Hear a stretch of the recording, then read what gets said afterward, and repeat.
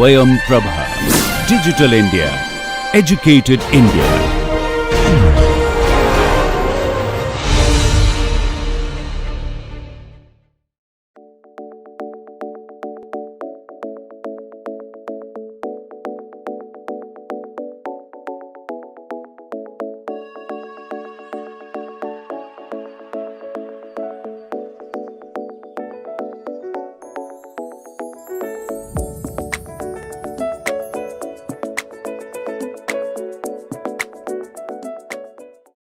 Hello everyone, welcome to lecture 1 of module 4. I hope you have been liking all the lectures that have happened so far. Today we are going to start with a very interesting topic in seismology, that is normal modes of the earth. In the topic today we are going to cover following concepts. First we will be discussing about normal modes, then we will do the classification of the normal modes, and then we will see how the normal modes works on a string. Then we will talk about some basis functions, that is legendary polynomials and legendary functions. Then we will give you a kind of brief idea about spheroidal mode, and then we will put out the summary of today's lecture. I understand that all of you, if not everyone, have visited a temple before, or maybe a church. In the church or in the temple, you might have seen the bell and you might have rang it. So when you rang the bell, there are certain sounds at specific frequencies are produced.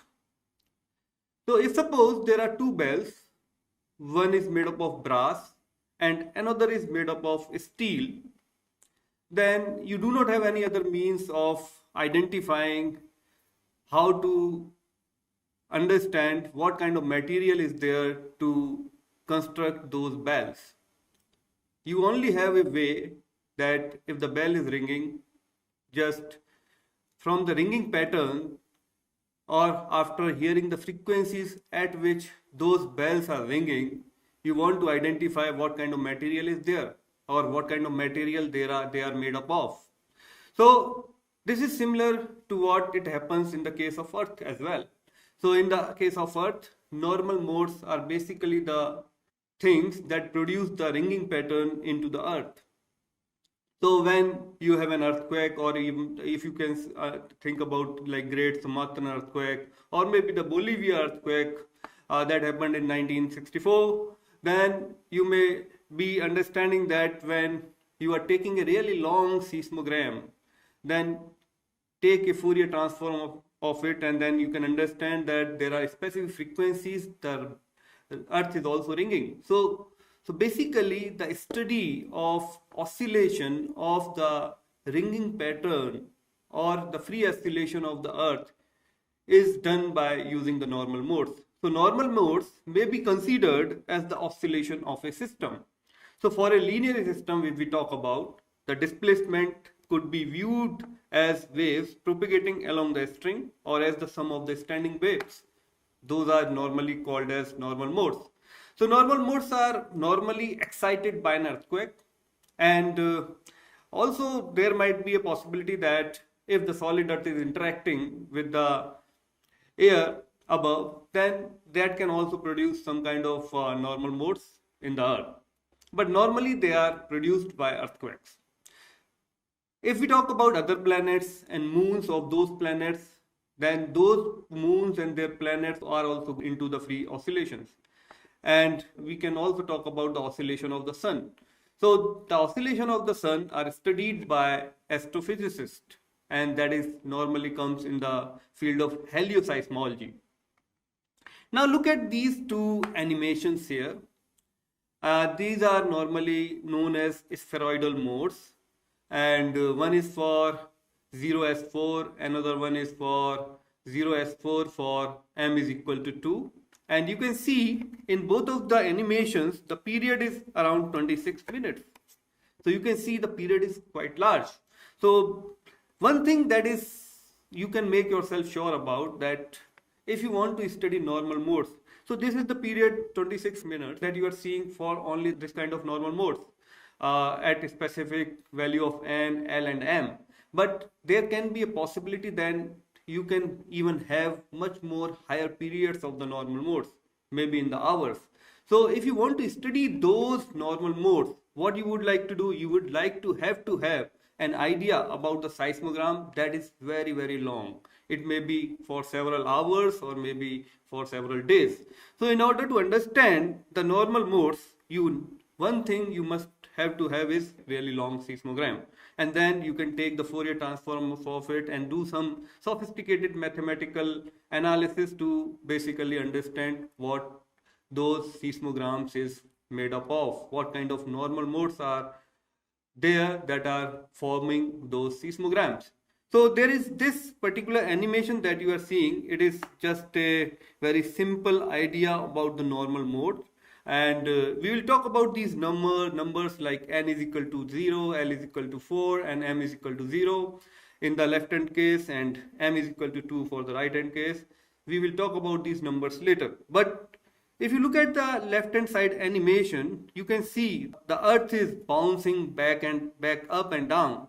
So you can even understand that. You can see it is something looking like that somebody is shirking their shoulders, or you can say that somebody is basically shrugging their shoulders. If you look at the part that is maybe I think it is the Greenland. The Greenland, when it goes up and down, that total period that it covers for going up and down is around 26 minutes. So now the question comes, if there is such kind of high amount of vibrations are happening on the earth, then that may create some problems. But basically, just to make you understand, we put out those figures in little bit in the larger format. You can say the vibrations are of the order of microns, not something like this, but certainly the earth rings for this particular type of mode in the way that somebody is shrugging their shoulders. If you look at the other one, which is also having the period 26 minutes, and values of n and l are same as the previous one, but it differs in the value of m, that is 2. And you can see the earth is basically having its vibration. On the one side it is first going up, but the other side on the same time it is going down. So when this goes up, this goes down. So this is also having the same period. We will study about it later. It is just I placed it over onto this slide to make you understand how the normal modes look like. So if you look at these kind of normal modes, you can basically understand that these modes are basically producing some kind of volume change into the earth system. Now the question comes, why should I care about normal modes? The first answer is for the generation of synthetic seismogram. So if you use the summation of normal modes, you can basically generate a synthetic seismogram. If you remember our previous lecture that happened in module 1, we took a case of free oscillation for the case of a string, where we saw that several modes of the string was summing up to give the idea of the traveling wave. And the amplitude of the traveling wave was depending upon the position and the excitation of the source. Now, the second reason why should I care about the normal mode is that using normal modes, you can study about the earth structure. So like I gave you the example of bell. One is made up of steel, one is made up of brass, and at specific frequencies, both of the bells are ringing in a different pattern. If you will closely understand those patterns, you can certainly tell us about what kind of material they are formed from, they are made up of. So in case of earth also, it happens in the same way. So by understanding the pattern, the way the earth is ringing, you can make some kind of conclusion about the earth structure. Or there are several things that we get to know about earth from the normal modes only. So for example, we now know about the outer core that is liquid in nature. The first proof that the outer core is liquid came from the normal modes. The next reason is the normal modes deeply care about density as well as seismic velocities. So using normal modes, you can study about the density and the seismic velocities as well. Earth rings like a bell. That is also a very cool idea and we want to study the ringing pattern of the earth using the earthquakes. That is why we want to study about the normal modes. Now, what type of normal modes are possible? One is spheroidal mode, that is this one, and another one is the toroidal mode, or it is also known as torsional mode. Toroidal mode. So now look at these three figures here. These are the particular spheroidal mode. One is the leftmost one is the 0S0, which is of about 20.5 minutes period. And the middle one is the 0S2, that is 53.9 minute. And the third one is 25.7 minute. So the leftmost, that is your 0S0, which means that you have L is equal to 0 and N is equal to 0, which means this particular mode of the earth is known as the breathing mode. Why? Because you can understand that at the same time all the material in all the direction is going outside and then coming back down again. So you can say that it is expanding at the same time in all the direction, and at the same time it is contracting at the same time. So this kind of mode is 0S0, and it is also known as breathing mode. On the other hand, if you look at the second one, the middle one, it is known as the football mode. And in this particular way, you can understand that the equator is first expanding and the poles are contracting, and on the other hand the poles are expanding and the equator is contracting. So you can understand why it is called as the football mode, because it is given on the name of American football. So it is something similar to the rugby ball, so it is known as the football mode. The third one is basically the 0S0, which means L is equal to 3 and N is equal to 0. And in this mode, you can understand that some part of the material is going down and some part of material is going up. So if you want to understand this, you can see that these two parts are going up, or you can say these are expanding, and on the other hand, at the same time, the part below are contracting. And the material at one pole is contracting and the other pole is also contracting, and on the other side it is expanding in the 0S2 mode. So if you compare their periods, 0S0 is having just over 20 minutes of period, and 0S2 is having 53.9 minutes of the period, and on the other hand the 0S3 is having 25.7 minutes of the period. So you can understand that the 0S2 is really a long period normal mode, which also further indicate that you need to have the information about the really long seismogram in order to understand the normal modes. Now look at these figures now. These are some of the examples of toroidal modes, which means these are similar to the love waves. If you remember from our previous modules, we talked about surface waves and we categorized it into two categories. One is Rayleigh wave, another one is the love wave, and the Rayleigh wave was having the composition of P and SV wave, those are coupled, and in case of love wave, that is an independent wave that is having the SH motion. So in case of Rayleigh wave, because it is having the P and SV waves involved in it, you can understand it is obviously having the volume change. But in case of love wave, because the SH wave motion is there, so it doesn't have any volume change. So if you look at the first figure here, and in this figure, that is 0T2, T is for the toroidal mode, and 0 is for N and 2 is for L, and it is having the period of 44.2 minutes.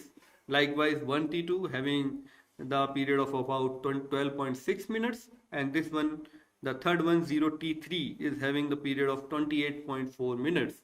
So the toroidal mode, the first one, is basically looking something like you have basically screwed the entire earth from both the poles in opposite direction. So this material is going in this direction, another material near to the other pole is going in the another direction.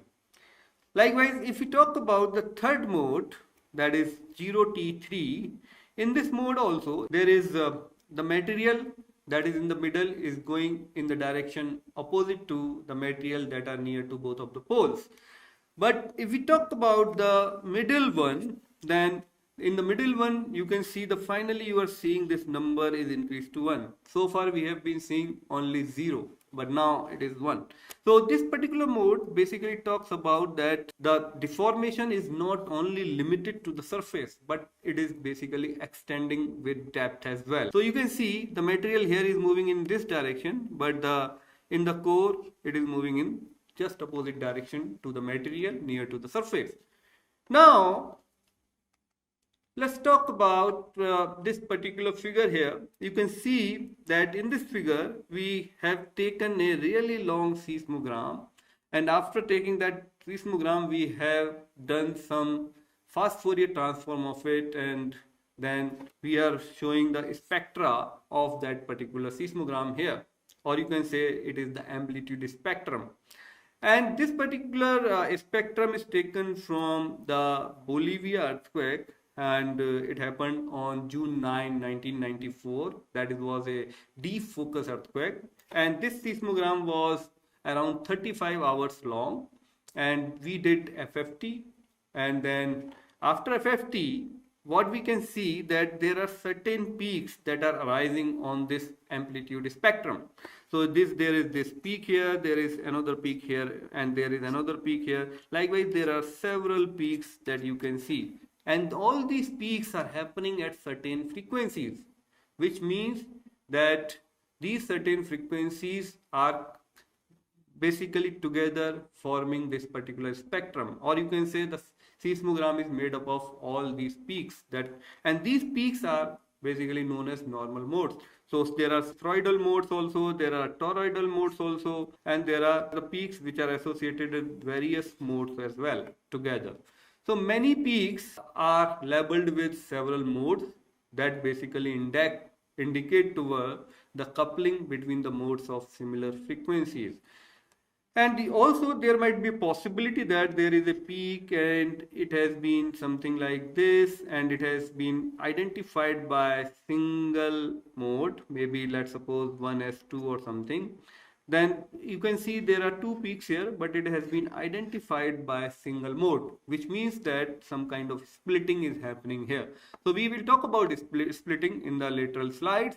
Now the first and foremost thing that we should talk about is the normal modes of a string. And if you remember, in the module 1 we did talk about the normal modes of the string. So we have been looking at traveling waves as a solution to the 1D wave equation in our module 1, where we defined two particular things. One is for the spatial function, another one for the time dependent function, that is cos omega t.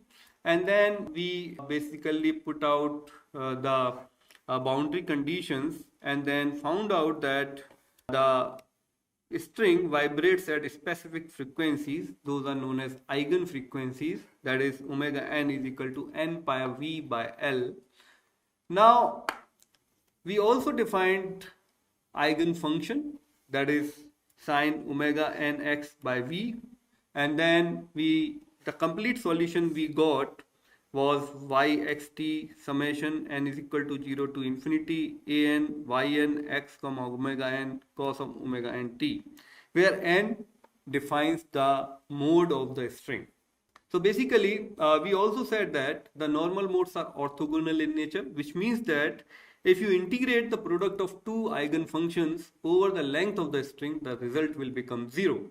So these are the normal modes of the string. So you can see that one at the top is for n is equal to 0, the second one is for n is equal to 1, n is equal to 2. Likewise, if you go down, you will see the number of modes are increasing, which means n value is keep on increasing. So the last one is for n is equal to 40. So the total number of modes are varying from 0 to 40, and after you sum those modes together, you will get the traveling wave or the propagating wave, or you can say the synthetic seismogram. So basically the seismogram that you are seeing at the bottom is the summation of various modes at which the string is vibrating. So basically the amplitude of these normal modes depends upon the source and the position and the excitation of the source. So this is what here it is written: the amplitude depend on the value of the eigenfunction at the point where the source excited the motion. So this is similar to what it happens in the case of a sphere or in the case of our earth as well. In case of earth, we can extend our ideas of the string in the case of three-dimensional earth as well, and that can be done using the concept of spherical coordinates. So we will have to define some spherical coordinates in order to have the understanding of the normal modes in the case of the earth. So let's suppose this is your sphere here, and the source is located at one of the pole, and there is this particular angle that we are defining here. This particular angle basically defines the position of the latitude from the source, and there you have your receiver. And this R basically talks about up and down motion of the earth, and that is towards the radial direction. And this phi here is defining the sideways motion, that is motion transverse to the line that is joining the source and the receiver. And in spherical coordinates, you can say that the displacement vector u, that is a function of r, theta and the phi, can be written as displacement along radial direction, displacement along the theta direction and along the phi direction. And in spherical coordinate, the radial is the vertical and u theta is in the direction analogous to that of the plane wave propagation, and u phi is transferred to it. Now in 3D, the displacement may look something like that. If you recall the case of the displacement in the case of the string, we formulated the modes in the string something like that, where there was a spatial eigenfunction, there was the cos omega t term, there was this amplitude term that was depending upon the position of the source and its excitation, and then we were summing up all the modes together to get an idea about the standing waves in the string. Now we can do the similar things in the spherical coordinate for the three-dimensional earth as well.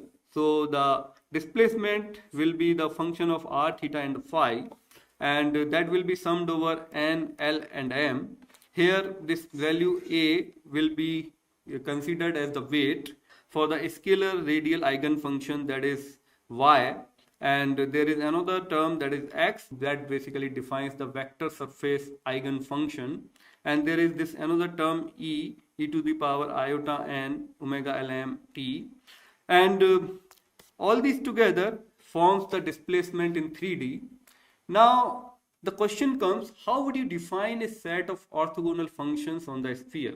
So basically now we are going to introduce the concept of basis functions in terms of legendary polynomials. So the question that we have asked is, how would you define a set of orthogonal functions on a sphere, the equivalent which can be equivalent to the sines and the cosines on a string? The answer is spherical harmonics. So for a sphere such as the earth, the displacement on the surface can be described in an analogous way in terms of spherical harmonics. The surface eigenfunctions are based on spherical harmonics that are defined by the orthogonal set of the function, also known as the legendary polynomial, and the legendary polynomials look something like this, where L designates the angular order of the polynomial, theta is the angular distance from the pole. If you remember this figure, this is your theta, angular distance from the pole, here this is the theta, and this is also known as co-latitude, and phi is the azimuth around the pole, which is similar to the longitude. And now if we solve for various values of the x, this legendary polynomial may solve something like this. So let's suppose you want to solve for L is equal to 0 for the x. So when you put out L is equal to 0 in this particular expression here, then what you will get is 1. For P1x, you will get x. Likewise, P2x, you will get half 3x square minus 1. P3x will be half 5x cube minus 3x. And if suppose you want to see this legendary polynomial on the sphere, then you can replace x with cos theta. So these are going to show variations with co-latitude from the source. Now in this figure, this is the example of legendary polynomial for the interval for theta is equal to 0 to pi. And it basically describes the displacement associated with normal modes oscillations. Now, here on the y-axis you can see the value of P1 for the various values of the cos theta are given. So you can see like this is the P1, and if you replace x with cos theta, then what you will see the various values of P1, P0, P4 and P3 and P2. These are basically showing or describing the displacement associated with these normal modes oscillations. Since we have seen the legendary polynomial, now we want to associate it with longitudinal dependence. So we want to expand this legendary polynomial to a more general set of legendary functions. And this looks something like this, where the azimuthal order m varies between minus L to L plus L. And if you will put m is equal to 0, then this entire expression will devolve into legendary functions. Now, if we also associate this legendary function with e to the power iota m phi, and associated this legendary function will look something like this, which is YLM, theta and phi. And this is not so beautiful expression, but not bad as well. So you can understand that this expression is going to help us understand the spherical harmonics. And as we have said earlier in the case of the string as well, the modes are orthogonal to each other. In case of spherical harmonics also, the modes are orthogonal. That means the integral of the product of one with the conjugate of another over the sphere is 0. That means if you will take two different modes and take the product, then those will become orthogonal, where delta is the canonical delta function, and this we are varying the value of theta and phi from 0 to pi and 0 to 2 pi here. Now look at this particular figure here. So this is the final expression of our spherical harmonic, where we are considering the e to the power iota m phi and also considering the longitudinal dependence as well. So you can see our final expression looks something like this, and the angular order L basically gives the number of nodal lines on the surface. If suppose your angular order m is 0, then the nodal lines are going to become the small circles about the pole. So in this case, you can think this 2 is basically L and 0 is m. So you can see the here is the m is 0, which means there will be lines that will be small circles around the pole. So you can see there are two lines here, this one and this one, and that is for 2y0 y2, that is for 0 y2. You can see here this is for 3y3, that means m is equal to 3 and L is also equal to 3. And in this case there are total of 6. There are basically total number of nodal planes are basically 3. And if suppose there are some general parameters are also given, if m is equal to 1, then all the surface nodal lines are the great circles through the pole. These are called the sectoral harmonics. So in case of m is equal to 1, then all the nodal lines will pass through the poles of the earth, and those lines will known as the sectoral harmonics. When the modulus of m is greater than 0 and less than 1, there are combined angular and the azimuthal nodal patterns. Those are also known as the tesseral harmonics. And these figures presenting the same pattern in the animated form here. So you can see like the shaded part may be shrinking down, and the part that is above and the below it is maybe expanding up. That is what it is shown here. When the pole is shrinking down, then the middle part is expanding, and when the pole is expanding, then the middle part is contracting. Now in the case of the middle, like you can basically have an intuitive idea how this might be having, what kind of motion or the vibration the earth is experiencing in this case, where the spherical harmonics is 3 by 3, and in the case of spherical harmonic 2 by 4, the more complex vibrations are happening. The shaded portion are basically maybe having the expansion, and the other parts are having the contraction. Likewise, in case the shaded part is having the contraction, then the other part may be having the expansion. Let's have the summary what we learned today in the lecture. Normal modes are oscillation of the system and is sum of the standing waves. So example is whole earth vibration after the large earthquake. Those are also generated in the case of the free oscillation of the sun, and we study the free oscillation of the sun in the branch of helioseismology. Two types of normal modes are possible. One is spheroidal mode, another is the toroidal mode. Spheroidal mode is analogous to the P and SV wave motion, and toroidal modes are analogous to the Love wave motion, that is similar to SH wave motion. Boundary conditions on the bounded string, as you understand, like we talked about it, both ends of the strings are tight. Those are not having any displacement. As x is equal to 0 and x is equal to L, the displacements are 0. And when we vibrate the string, then it vibrate at specific normal modes, or you can say specific free vibrations or free oscillations. And the total displacement or total amplitude in the string can be written in this kind of expression, and where the spatial eigenfunction is maybe defined by this, and the spatial eigenfrequency, or you may say eigenfrequencies, are n pi v by L. So a string is vibrating at specific frequencies. Those are basically pi v by L apart.